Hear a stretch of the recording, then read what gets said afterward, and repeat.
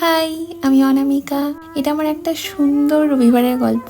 সারাদিন ধরে অনেক রকম প্ল্যান করে শেষমেশ ঠিক করেছিলাম যে বাগবাজার যাব। বেরিয়েও ছিলাম সেই উদ্দেশ্যে, কিন্তু মাঝপথে মুড সুইং হয়ে গেল।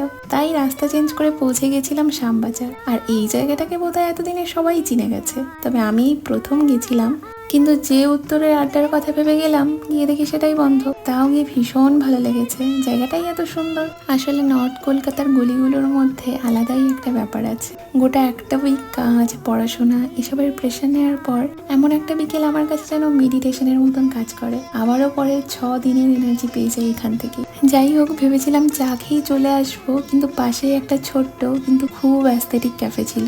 নিজেকে আর রেজিস্ট করতে পারলাম না। গিয়ে বুঝলাম না আসলেই বরং লস হতো। ক্যাফের জন্য নয়, আসলে এই পুরনো বাড়িটার জন্য। ঢুকেই একটা পুরনো গন্ধ পেয়েছিলাম। ব্যাস, আমি তো ওখানেই আটকে গেছি। যাই হোক, খাবারে আর যাচ্ছি না, ঠিকঠাকই ছিল সব। তবে যেটা বলার সেটা হলো অ্যাম্বিয়েন্স।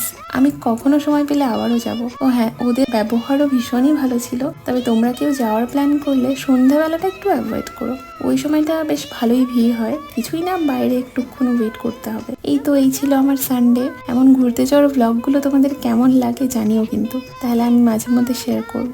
শেষ, টাটা।